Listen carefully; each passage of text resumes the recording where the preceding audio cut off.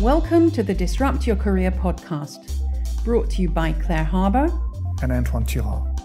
We're passionate about helping everyone find fulfillment in their work life. We believe that big, messy, uncharted career changes are inevitable, and it's up to you to decide. Will you take control and disrupt, or allow yourself to be disrupted? We wrote the book about it, and now we share here our conversations with other thinkers in this crucial area. Settle down and get ready to listen to this dose of wisdom. So Carter Cast, you're back to talk about your book, which was published a little while ago now, The Right and Wrong Stuff. I'm delighted to have you back. And the book, even though it was published a few years ago, remains incredibly relevant. And we want to share it with the listeners. So perhaps we could start by simply asking you, what led you to write the book? What was the need that you perceived, the audience that you had in mind, and all those sort of factors that led you to going through the mammoth task of creating a book at the time that you wrote it? There was an inciting incident. I was on the phone with someone I used to work directly for. We hadn't talked for a long time. We did our updates on family. Then I asked him about his career, and I could hear the disappointment in his voice when he talked about his career.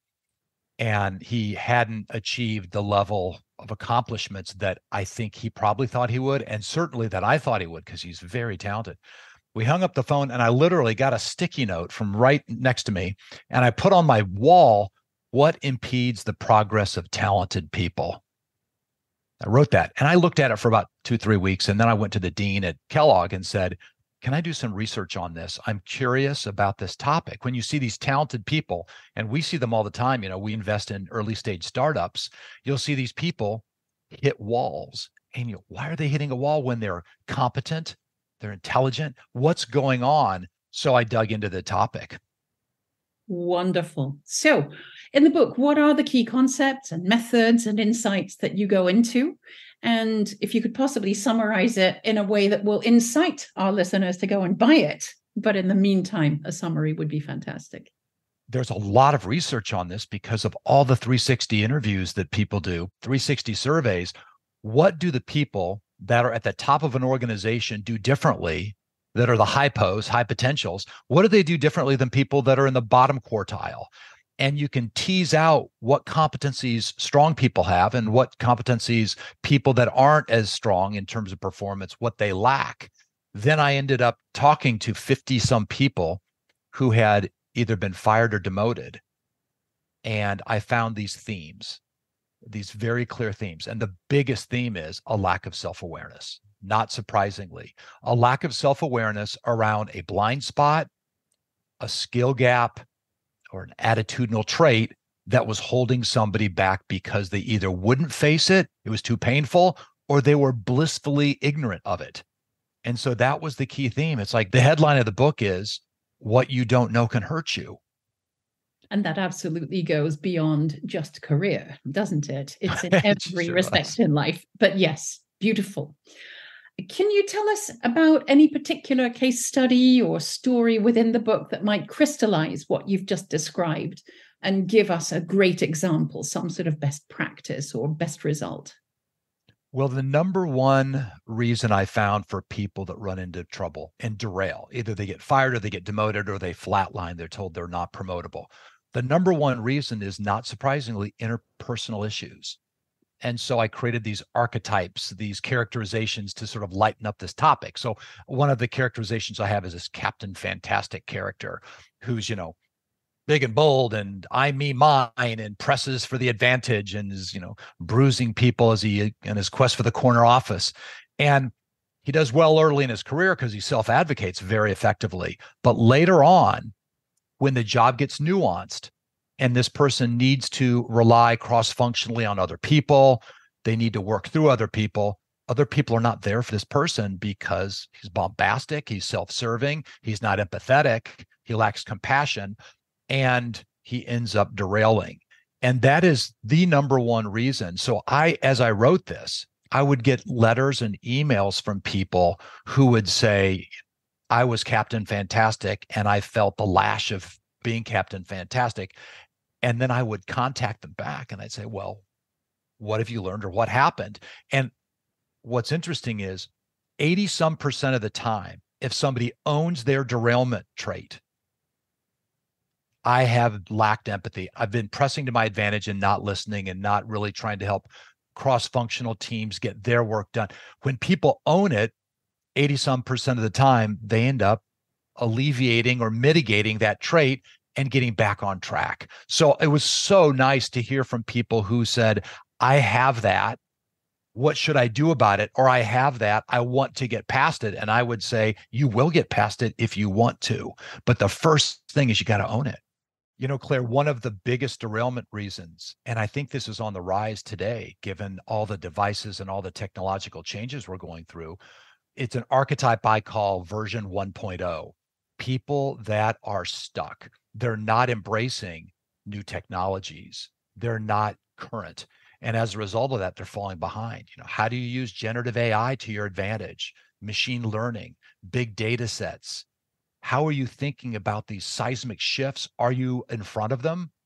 Do you have advisors around you that can counsel you on the best uses of some of these change technologies? And when people deny that and say, you know, I know how to sell, sales a contact sport, you know, I don't need to understand these fancy software lead generation tools. Well, actually, these tools could help you be even better in selling. So that is one that I'm really on the lookout for. This, like, are you a learner and are you adapting to changing environment, especially with all these new technologies that are coming? Another reason for derailment that has happened more lately is this person that doesn't deliver on promises. So they say yes to too many things. They get overextended. They don't have good prioritization methods. They don't have a good way of moving through their tasks. They don't have organizing procedures for their day. And they end up dropping balls as they're juggling, and people end up pulling away from this person because their word is not their bond. And at the root of this one, I found it is either people that don't have a good system to organize their day and their work, they don't prioritize well, or they have trouble saying no. So there is books and methods to actually learn to say no with tact, you know, with compassion. Really, really important because, you know, in this day and age where this device is just interrupting us all the time, we have to know how to block our day, spend our time on our important initiatives, and not get distracted by everything that comes along. So that was an interesting one. The number one reason self-reported that people derail is they say they get distracted and can't get their work done, which I think is this inability to deliver because of letting outside distractions get in your way.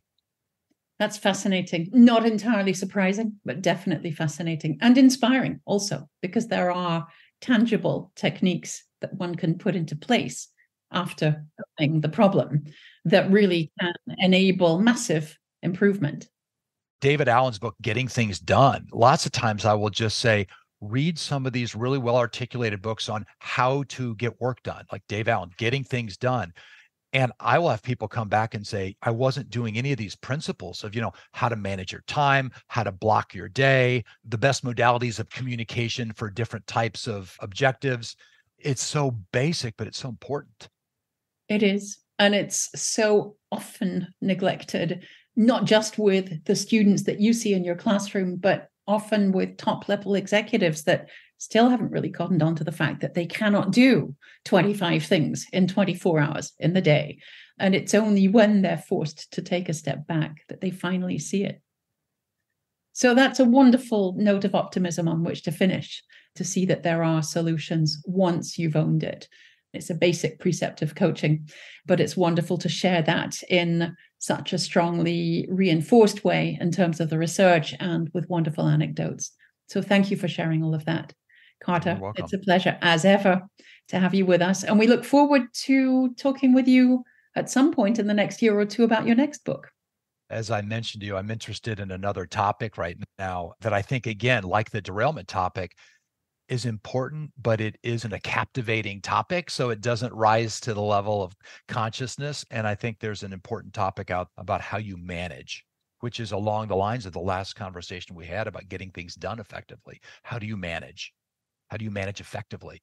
Well, there you go, listeners. That's something to be looking out for in the next, not immediate future, but within the next couple of years, I would hope. We'll be egging you on from the sidelines. Thank you, Carter. Thank you.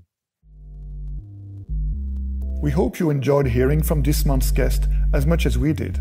Do go and check out our work on disrupt-your-career.com and come back soon. Thank you.